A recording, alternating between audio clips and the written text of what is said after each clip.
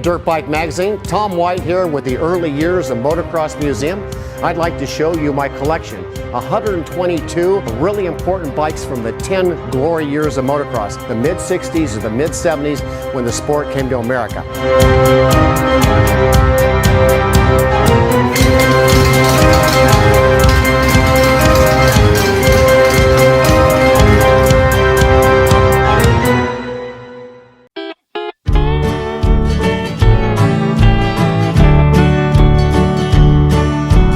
And today, once again, I've got Ron Lawson, Dirtbike Magazine editor, here with me, and I know you've got some questions.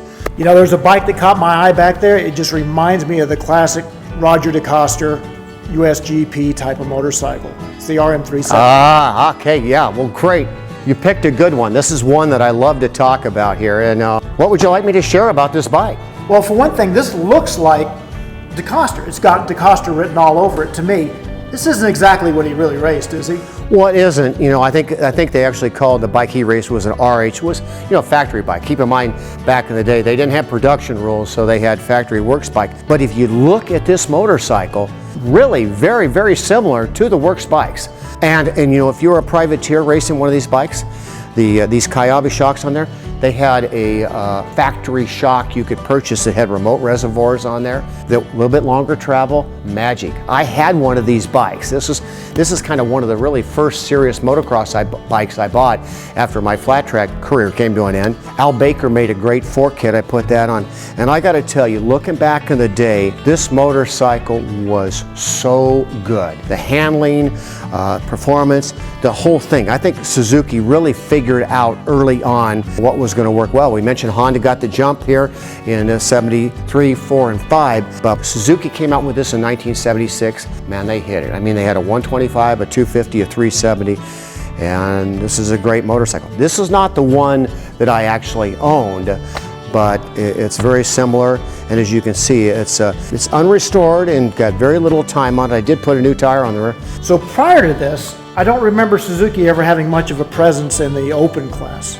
Well, they didn't, yeah, and you're absolutely right. And if you think about it, 74, 75, that's really when the Japanese Yamaha came out with the YZ 250 and 360B. That was a monoshock that came out. That was mid-74. They call that a 74 and a half. And then it was the MX 250 and 400B in 1975. That was very popular, especially with desert racers. Well, when Suzuki came out with this 370, obviously they didn't go the single shock. They built something, you know, absolutely clean sheet, white sheet of paper and design, and they really hit the nail on the head and built a great motorcycle. They came up with a bike that, you know, that was capable of running with and competing well against the Makos. Makos were real popular back then. Husky still had a pretty good open bike, so Husqvarnas were still pretty much in it too. It was Yamaha and then Suzuki, not so much Kawasaki, and really on the open side, Honda didn't really have an open bike quite yet. They had a decent 250, but this, to me, this bike in the open class, especially for a Japanese offering, this was the best bike. So there was a period there when bikes were really short travel, and then single shock bikes came later. Mm-hmm. This falls into that in-between time. Yeah. Was the suspension actually pretty good for the time? It was really good, and especially if you put the like I said, the Kayabe shocks, the factory shocks that came with a remote reservoir, the settings and the stuff, it was magic. And in my opinion, because I had both, way better than the monoshock. It worked, it was super, super good. So yeah, it was great. You know, that whole long travel came about in just a short couple of years. Really, 74 when people started figuring out travel was good and started hacking them. This is a fresh design here.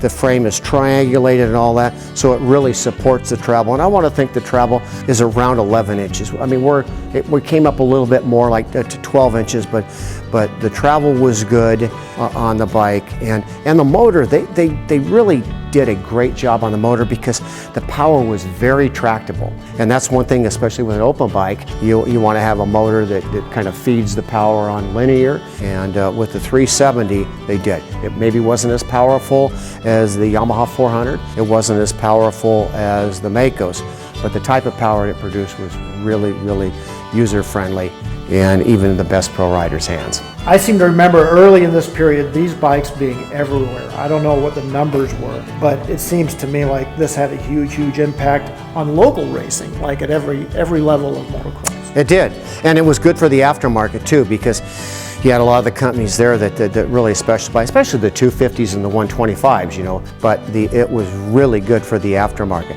I had mentioned that mine, I'd put the Al Baker fork kit on the thing, and that was popular. You know, people were putting other types of shocks on other, you know, people would change the pipes. The aftermarket, I mean, even back in the day, FMF had pipes for the thing. Quite a few of the other companies. Pro Circuit hadn't really come to light yet, but they came shortly after. A great motorcycle, and this was good for a few years. And then a few years later, they came out with a bike that was great. That was 81 with a floater. We could talk about that another time. So this particular example, did you get it in original condition? I did. It's original, and this guy calls me and he goes, you know, I've got a really nice RM370 and I want $3,000 for it. Look, I said, well, bring it over and let me look at it. And I looked at it, and it's just like this. The only thing I did, I put a new rear tire on the thing. And that's, again, that for a collector. And the more I've gotten into this collector world, it's original unrestored is best. If I had to do over again, I probably wouldn't even replace the rear tire, but it's very nice. And, you know, it's, in a way, it's sad. I mean, the guy I bought this great motorcycle, he put hardly any time on it. Sad for him, great for me. Well, once again, Tom, I really appreciate it. It's a real treat to look at some of these bikes. This one in particular, I had a 400 a few years after this, and I don't know how many hours I put on that thing, but I rode it into the ground. Well, good. I'm glad you enjoyed this bike. You know I have more. Okay, I'm looking forward to it.